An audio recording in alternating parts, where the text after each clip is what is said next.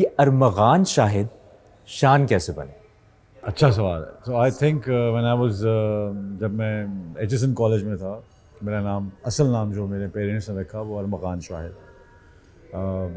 जब मैं फ़िल्म में आया तो वो इट वाज बिकॉज मुझे वो एक हर बच्चे को, मुश्किल नाम वाले बच्चे को ना बचपन में एक ट्रॉमा होता है कि कोई उसका नाम प्रोनाउंस नहीं कर सकता। So Armaghan at that time was a name that could not be pronounced. Everybody had to go uh what I said no. Mubashshir के साथ भी। या सो मुझे ना वो थोड़ा सा उसमें था। तो when I joined films, my mother asked me to join films like HSN college से मैं चला गया न्यूयॉर्क। न्यूयॉर्क से जब मैं वापस आया for my sister's wedding, so they planned a film कि जी आपने फिल्म करनी है। आप 19 साल के थे तब। Yes, I joined film industry when I was 16 actually. 87, 88, 88 में बुलंदी शुरू हुई थी और 90 में रिलीज़ हुई थी। And so I came back. तो फिर इन्होंने डिसाइड किया कि जी रियाज शाहिद का शीन शाहिद का शीन, अलिफ अल्लाह और नून से नीलो। सो दैट्स हाउ शान का नाम जो इन्होंने रखा उस वक्त फ़िल्म के लिए, because it was easier for people to pronounce it. I don't know कि मुझे ये नाम सारी ज़िंदगी इस नाम से गुजारनी पड़ेगी। But it's a beautiful feeling कि जब आप ये देखते हैं कि आप पैदा किस नाम से होते हैं और फिर इज़्ज़त किस नाम से मिलती है। So it was a process. आप आए जब आप 16-17 साल के थे फिल्म इंडस्ट्री में। एचएसएन का लड़का जो एक इमेज होता है कि वो उसका एक लाइफस्टाइल अलग होगा, उसका एक अपब्रिंगिंग अलग होगी। वो लड़का पंजाबी मूवीज़ के लिए कैसे कन्विंस हो गया और फिर पंजाबी मूवीज़ का स्टार बन गया? देखिए मेरे ख्याल में जो कोर डीएनए होता है ना किसी भी आर्टिस्ट का, वो ट्रांसफॉर्मेशन इनटू द कैरेक्टर होती है, जो कि मुझे बहुत बाद में समझ आई। शुरू में तो मैं एचएसएन से गया, न्यूयॉर्क से वापस आया। For me that was something I could not even understand.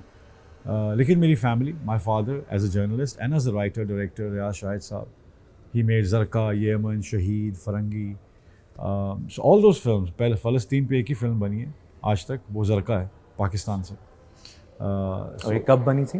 1968. It was released in 1968. That was our first film that we produced at that time. तो एक लेगेसी थी फिल्म्स की। बचपन में भी खेलने के लिए जो खिलौने होते थे वो एक हमारा बहुत बड़ा एक स्टोर सा रखा हुआ था, हमारी एनेक्स थी घर के साथ ही। उसके अंदर जितनी फिल्म प्रॉप्स हैं, झंडे, तलवारें, ट्रैक्स, डॉलीज़, तो मैं और मेरा भाई बचपन में हम उनसे ही खेलते रहते थे। It was fun. सो एक माहौल ऐसा मिला शुरू से ही। फिर अब्बा की library was the most important thing in our lifes, because he passed away very early. तो जब बहुत जल्दी ऐसा हो जाए और आप अपने वालिद को तलाश करते हैं उनकी चीज़ों में, तो उनकी लाइब्रेरी में, किताबों में, फिल्म्स में देखना शुरू हुआ, करता रहा। So in the back of my mind somehow this thing was developing, but I never thought कि मैंने फिल्म इंडस्ट्री ज्वाइन करनी। And then one day the question arise, my mother asked me to do it, because उन्होंने कहा कि I want कि किसी के कदमों के निशान, जहाँ तुम्हारे अब्बा के कदमों के निशान हैं, वहाँ से मैं चाहती हूँ कि कोई आगे लेके चले इस लेगेसी को। She asked my elder brother, he said no, I have a life in New York. वो भी मेरे साथ न्यूयॉर्क में थे। उन्होंने कहा मेरा सेमेस्टर चल रहा है, मैं नहीं आ सकूँ। So he asked me to come, so I came. The deal was कि एक फिल्म करेंगे। I had no clue what acting is, I had no clue who all these people are.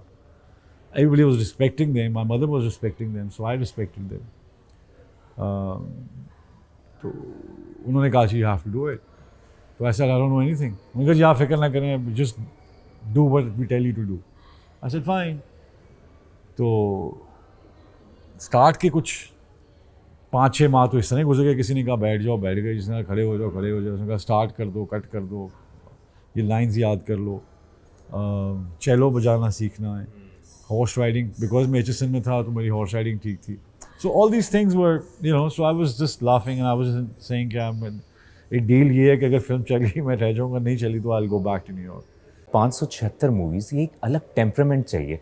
बिल्कुल। फिर उसमें होता ये ना कि जब आपको अपनी अगर आप सुपरमैन देखी हो आपने, तो वो स्ट्रगल करता है अपनी पावर्स के साथ as a teenager, as a बच्चा teenager, and then finally he starts learning and recognizing his true power, मेरे साथ भी यही कुछ इस तरह का सफ़र है, क्लार्क कैंट वाला ही, कि स्लोली ग्रेजुअली मैं आहिस्ता आहिस्ता कदम रखता गया, मेरा इंटरेस्ट डेवलप होना शुरू हुआ, इंटरेस्ट डेवलप से चैलेंजिंग आना शुरू हुआ, चैलेंजिंग से जब मेरा फोकस चैलेंज पे आया तो मैंने अपनी सारी जितनी एनर्जी थी और फोकस था मैंने इस क्राफ्ट को देना शुरू किया कि अच्छा वो क्या है, अच्छा what is acting, how do you do it. So any learned man when he joins a different sort of profession in life, तो जिस तरह वो रिसर्च करता है अपना, then I started looking at the greats and I started looking at Pakistan का cinema क्या है, because उससे पहले ध्यान नहीं था मेरा. Yes, It was just a one film thing.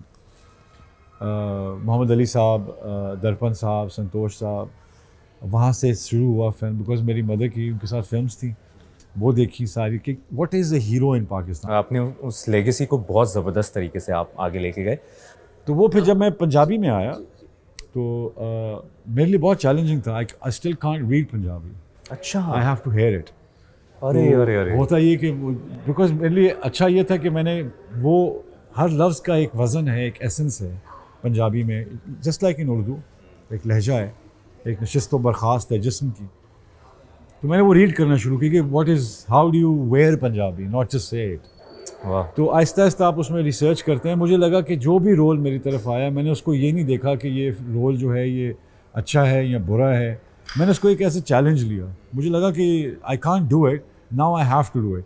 And how do I do it? I started again looking at the greats. राइस साहब की कोई 200 फिल्म देखी, फलां का देखा, ये देखा कि what is that thing that they do, that ये जो ऑडियंस है ये इनको इनके साथ कन्विंस्ड है. सो दैट वाज एक सफ़र मेरा वो तय हुआ. और उसके बाद मुझे लगा कि एक्टर की जो जॉब है, बेसिक जॉब जो है वो ये है कि he needs to transform into the character that he is playing. उस पर आपकी मेहनत है, आप रिसर्च करते हैं, आपकी शॉर्ट कमिंग्स होती हैं, आप उनको ठीक करते हैं. सो करते करते करते I did so many, I did a film in English and I did a film in Pashto and I did a film in Punjabi and I did a, so for me cinema and film was very me, it was very close to my heart, I couldn't refuse.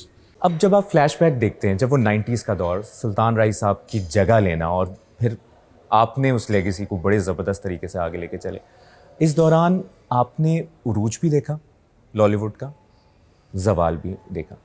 जवाल का शिकार क्यों हुआ लॉलीवुड आपके ख्याल में? देखिए जवाल का शिकार तो अभी भी है. अब ना तो राय साहब हैं ना कोई और है. आज आप देख लें, ईद के अलावा फ़िल्म लगती नहीं है, उसके अलावा 12 महीने होते हैं कोई फ़िल्म नहीं लगाता. तो ये डरते हैं उस जवाल से जो ज़िंदगी के हर सफ़र में आता है. और मेरे ख़्याल में मैंने अपने जवाल से ज़्यादा सीखा है, कामयाबियों से इतना नहीं सीखा. जवाल ने मुझे ज़्यादा पंप किया, जवाल ने मुझे ज़्यादा एनर्जी दी, जवाल ने मुझे अक्ल दी, रिसर्च करने का मौका मिला, टाइम का मौका मिला. तो मुझे लगता है कि जो पीरियड होता है, जो हम बड़े आराम से कहते हैं कि जी वो दौर जवाल आया, देखिए ये एक एक्विलिब्रियम इसी तरह चलता है कि आपकी ऑडियंस जो होती है वो 5 साल एक कॉमेडी का टेन्योर देखती है, फिर वो they want to come back to action. तो उसमें मुझे लगा कि एक तो राय साहब का जो दौर था, उससे पहले भी लोग जो हीरो थे वो हिट भी थे और फ्लॉप भी हुए. उसके बाद राय साहब का दौर आया, वो भी हिट हुआ. और वो कॉमन मैन के लिए फ़िल्म बनाते थे. वो जो दौर था वो आम आदमी के लिए फ़िल्म बनती थी. उसमें it was not a film for the 1% और 2% जो कि कहें जी हम will spend 25,000 rupees in just one go. तो आज भी आप अगर रिसर्च देखते हैं किसी भी ये जितने भी 4Gs हैं कंपनी है, इनका अगर आप देखते हैं तो उनका डेटा, सबसे ज़्यादा डेटा जो है वो आपके मैसेज में यूज़ होता है. वो एक रात में ये पंजाबी फिल्म देख के सोते हैं. So if they can't see the film in cinema, they see it on YouTube. So the point is कि अरूज और जवाल जो मुझे लगता है वो ये है कि आज आप देख लें, आज मेरे ख़्याल में एक महंगा जवाल है. पहले शायद सस्ता जवाल हो, आज फिल्म जो है वो 10 करोड़ की है या 12 करोड़ की है. उस दौर में 70 लाख, 80 लाख, 60 लाख की होती थी. तो आज भी अगर आप देखें तो अगर आप रेशियो देखते हैं, जब से हमने सो कॉल्ड न्यू सिनेमा का नारा लगाया है, तो मेरे ख्याल में आप 2-3 फिल्में ही कर सकते हैं जिनको आप पिन पॉइंट कर सकते हो. 15 ईयर्स में आपके लिए आपके पास सेलिब्रेट करने के लिए सिर्फ 2 फिल्में रह जाती हैं, 1 या 2, जिसको आप कहते हैं जी ये बेंचमार्क है, इंडस्ट्री बहुत अच्छा चल रही है. सो आई डोंट थिंक अभी भी अक्सर लोग कहते हैं जी इंडस्ट्री का जवाल आ गया. मुझे लगता है अभी भी जवाल है. जवाल हैज़न्ट गॉन अवे.